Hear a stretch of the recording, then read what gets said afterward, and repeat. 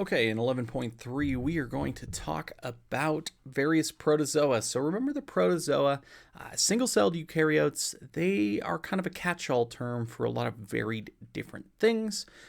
We're going to talk about amoebas first, then we will get into the apicomplexan group. We will spend a lot of time talking about Plasmodium falciparum, which causes malaria. And then we will talk about the trypanosome group. So amoebas, you probably think of an amoeba looking like this. There are two major groups. The one you think of is the lobed amoeba. We talked about these. They can extend their cytoplasm out into the pseudopod and engulf or phagocytose bacteria to eat. There are also the filamentous amoebas that have these little needle-like projections that come off of them.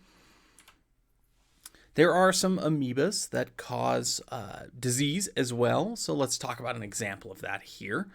So it's spring break.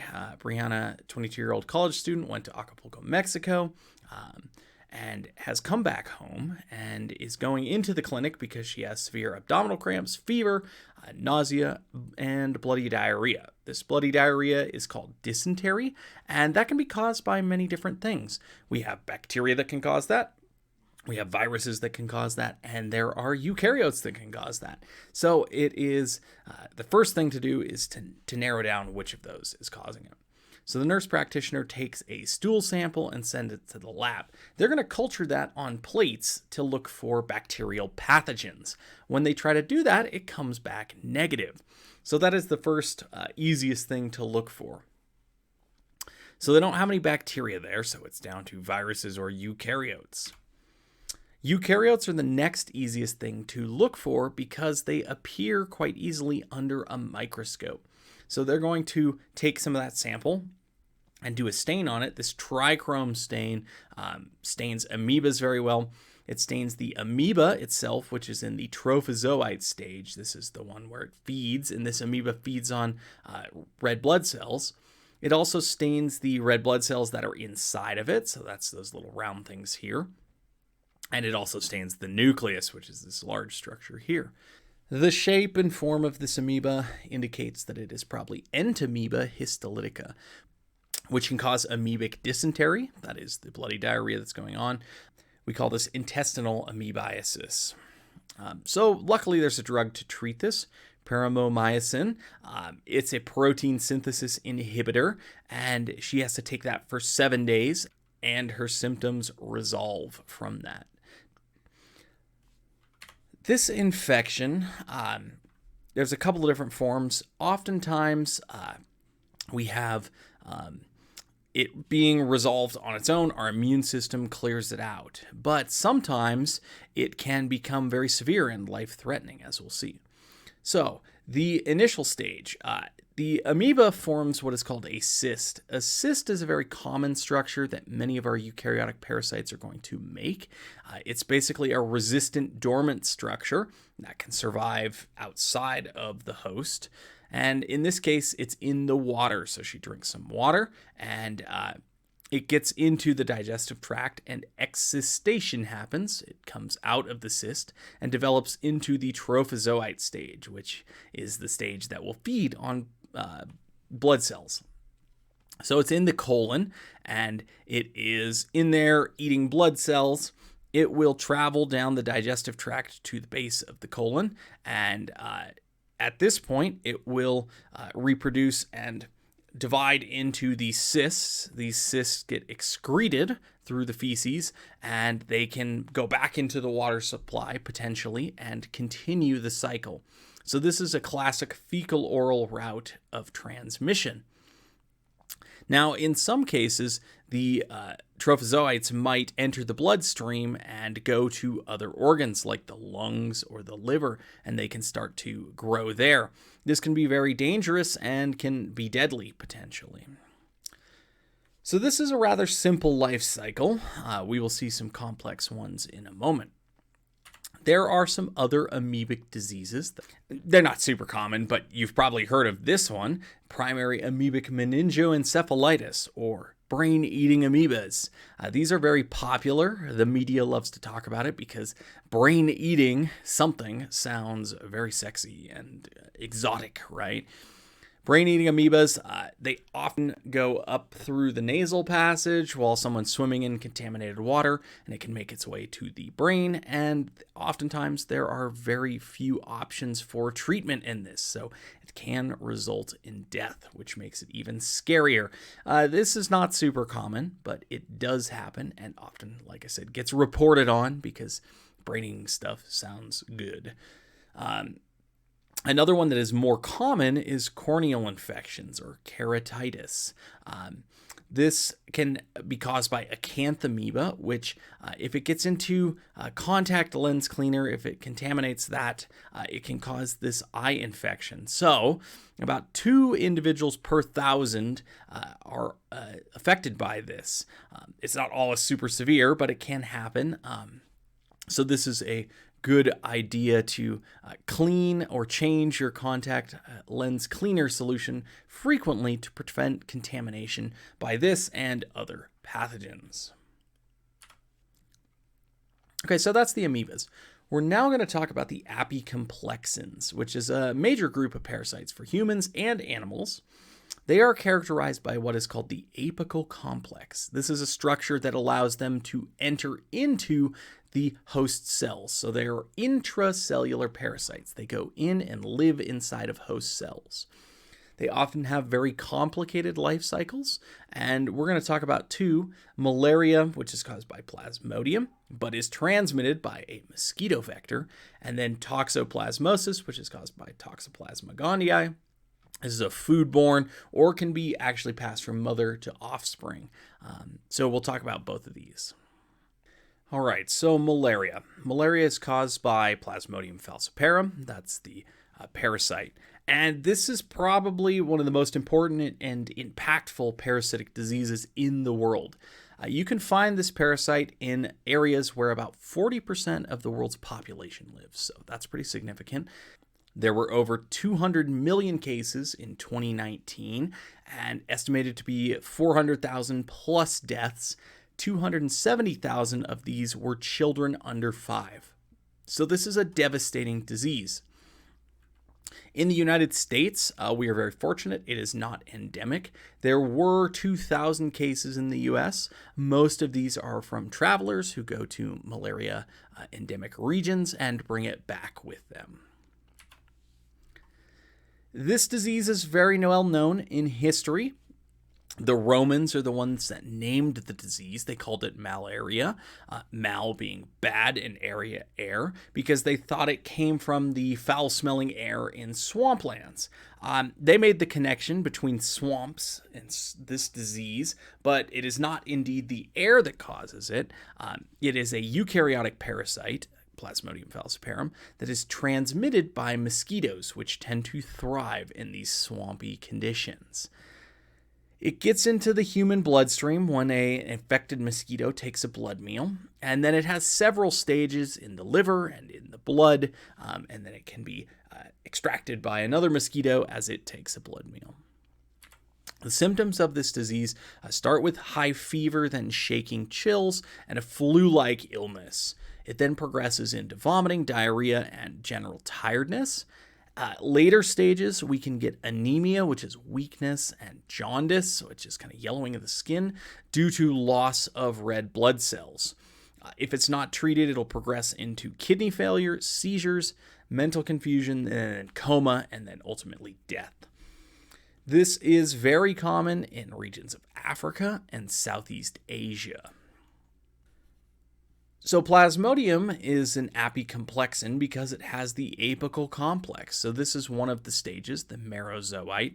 This apical complex is a bunch of proteins and structures that allow the merozoite stage to sneak its way into red blood cells. We actually looked at some slides with this. You may have looked at them in Lab 2. Here are red blood cells that have been stained, and these little ring structures inside are the ring stage of malaria living inside of the red blood cells. Once they're in the red blood cell, they're quite protected from the immune system, and they can actually hide out in here. This makes treating malaria very, very difficult, and this can lead to some of the symptoms that we just talked about. This apical complex is why the apicomplexans are so named. It allows them to be intracellular parasites living inside of the cell. Malaria, Plasmodium, has a very, very difficult life cycle to know. I'm not going to require you to know this. I want to show you the complexity of this life cycle. So it starts out with a mosquito that is infected, taking a blood meal from a human, and it injects the sporozoite phase. These travel through the blood into the liver, and they start to grow in the liver. You can't diagnose the disease at this stage. So once it's in there, it starts growing in the liver cells and creates the schizont, which ruptures, spilling these into the blood, and then they travel through the blood. They can enter into blood cells, and this is where we can first diagnose it. We can see the rings in the blood cells. They can continue to cycle through the blood. They can create these trophozoites, and they replicate in the blood cells and eventually rupture it and spread, continuing this cycle. This is called the erythrocytic cycle. Eventually, they can go on to their reproductive stage. So they undergo sexual reproduction. They make gametes in these red blood cells that then get ingested by a mosquito when it comes to take a blood meal, and then it can undergo sexual reproduction in the mosquito. And then it can form an oocyst, which then goes back to the sporozoite stage, so on and so forth. It becomes infectious again. This variety of life stages and varieties of tissues that infects causes a lot of problems. Makes treating this very difficult. One, identifying that someone is infected is difficult. Two, when it gets into a human cell, intracellular parasites are hidden from the immune system. So it is difficult for our body to treat it. It's difficult for drugs to get to them. We have to have different drugs for different stages. Another thing is that they are eukaryotes, right? They're very similar to our own cells. So any sort of drug that might treat them causes a lot of problems with us, right? We have off-target effects, side effects that can happen. Another thing is that it goes through sexual reproduction. Sexual reproduction increases genetic variability and allows evolution to occur. So we are seeing actually resistance to some of our drugs. Because of this complicated life cycle, it's been very difficult to treat malaria. That's why we have so many cases still. The original treatment for malaria was a drug called quinine. It is derived from a tree, and it is a key ingredient in tonic water for the drink gin and tonic. So whenever I have a gin and tonic, I like to say that I am preventing myself from getting malaria. Not that there's malaria around here, but that's one of the reasons people drink them, at least historically. Now it's just become a mainstay drink.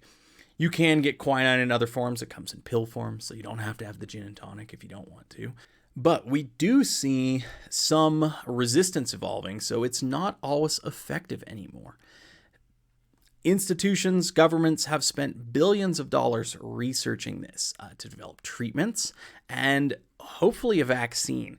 I believe at the end of last year, they started trialing an experimental vaccine. It seems to be working, but we haven't got all the data yet. So that is something that we will have to keep up to date on in the future. But a vaccine is a huge hope that we could create a vaccine against this and potentially save hundreds of thousands of lives each year. A lot of them children. The Gates Foundation is a big investor in this. They've spent over $250 million researching malaria and the Plasmodium, but not only that, but also investing in preventative measures. So prevention is one of the key strategies here, right? You have treatment and then you have prevention. Prevention is some of the most effective. You can take anti-malarials if you travel to a region that it's common in. This can help prevent you from getting it, but I don't believe you can take these indefinitely. So if you live in a malarial area, you might not have the money to take these drugs constantly, or they might become toxic if you take them too long. Another key prevention is insecticides to keep the mosquitoes off of you, keep them from biting you. Again, there are implications to long-term use of insecticides. So, it works temporarily, but not always permanent solution. Bed nets are another big one, keeping them from biting you when you are sleeping. But as you can see, these preventative measures, you can't stop every mosquito from biting you. There are large-scale programs to try to keep mosquito populations down. In the American South, there are initiatives to keep people from having like pools or things in rainy seasons, buckets, things like that. They go around and they tell you to turn them upside down so you don't collect stagnant water where mosquitoes can breed. There have been uses of large-scale insecticides where they just spray it willy-nilly. Generally not positive for human health. My wife's parents grew up in Hawaii. Her dad remembered the mosquito sprayers coming around, and the kids would go out and run and play in the insecticide mist, which was probably not very good for them. There are some interesting programs about using things like genetically modified mosquitoes that either don't reproduce well or can't be infected with Plasmodium, or using a symbiotic bacteria called Wolbachia. If you're interested in Wolbachia, my Micro 250 class, I'm going to have a whole project based on this interesting symbiotic bacteria that can help prevent the spread of some vector-borne diseases. So you could take that class. So Plasmodium is a big one, but it is not endemic to the United States. One that is Toxoplasma. That is an intracellular parasite called Toxoplasma gondii. It is an apicomplexan as well, and it has a very interesting life cycle. Many parasites have specific hosts where they will undergo their reproduction, and they're very specific. They have very specific life cycles. For Toxoplasma, its life cycle requires cats. This is where the sexual reproductive stages happen. They form what's called an oocyst, which is a super resistant structure, which gets shed in the cat poo. Now, why do we research Toxoplasma? Well, it is a common issue for AIDS patients. They can get this parasite and it can move to their central nervous system, causing damage and eventually death. Also, pregnant women can transfer Toxoplasma into the developing fetus, which can cause birth defects and things like that, which is why if you are pregnant, you should not handle cat poo because it gets shed in the poop. Another interesting side note, my wife, Janelle, at WSU worked in a lab that studied Toxoplasma gondii, and they had to do the sexual stage, so they needed cats. Don't worry, the cats are not harmed in the process. They just had to feed the cats the gametes and then harvest the oocysts, which meant working with cat poo, which is not something that I think sounds very fun, and indeed was not very fun. The cats poo out the oocysts, which will then sporulate and form sporozoites, which can be eaten by mice. This is the normal life cycle. The mice, it forms the tachyzoite stage, which go through the body and eventually make their way to the brain, where they turn into the bradyzoites and they form cysts. This can cause issues with the brain, and there is some research that reports that mice that are infected with these bradyzoites lose their fear to cats. That is an interesting way of putting it. Some news reports put this as calling them zombie mice or things like that. It's going to affect the brain tissue, and that can cause slower mice that have, neurological defects. So they're going to be easier for cats to catch. The cats catch them, eat them, probably the brain tissue as well, and then the cycle continues. Okay, so that's cool. How does that affect us? Well, these sporocytes, cat poo, can get into the environment through water and other things.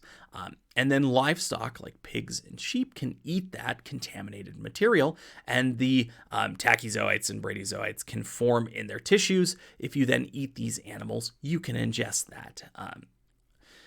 Also, through contaminated water and vegetables, which get fertilized with manure. Sometimes cat poo gets into that, or the water that they are sprayed with might have cat poo in it as well. That is another way you can get it. Here it can move to various organs in your body, the heart, the eye, the brain, and pregnant women, it can be transferred to the developing fetus, which does not have as robust an immune system, and that can cause developmental damage. So be very careful. Don't handle cat poo while you are pregnant. Okay, so those are the intracellular parasites. Now we're going to talk about the trypanosomes, which is a group of extracellular parasites. Extracellular means outside of the cell. Trypanosomes are often vector-borne, just like we saw previously. They can be transmitted by insects or arthropods. We have Trypanosoma brucei, which causes sleeping sickness, Trypanosoma cruzi, Chagas disease, and leishmania, like we saw in the original example of this chapter, which can cause leishmaniasis.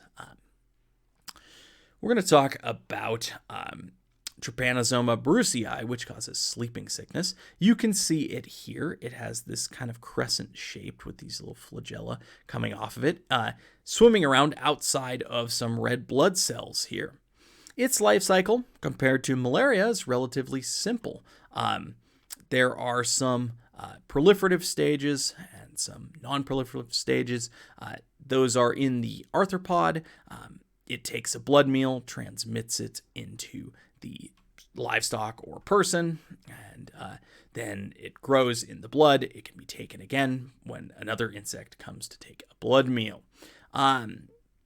The key thing about these trypanosomes is many of them have what we call high antigenic variation. This means they can make a bunch of different proteins on the surface of their cells to help escape recognition by the immune system. So they make a protein on their cell surface. The immune system starts to recognize that and attack that. They change which protein they're making to one the immune system doesn't recognize. And they can do this many, many times. That makes things like sleeping sickness very, very dangerous. It kills both humans and livestock. In Africa, this is the second biggest killer after AIDS. So it and malaria are major issues there. The later stages of it affect the central nervous system, and that is where we get the sleeping sickness moniker, because people become very drowsy and eventually fade into a coma. We also have the metamonads, which is another group of parasites. You may have heard of this one. Giardia is a metamonad. We're not going to talk too much about this, but Giardia is named beaver fever. It is probably the parasite that we should be most worried around here. If you are a hiker and you like to drink out of mountain streams or lakes, you should always filter your water because there could be Giardia in there. It is transmitted fecal-oral, and if you drink contaminated water, it can cause intestinal disease. So again, it's tough to treat.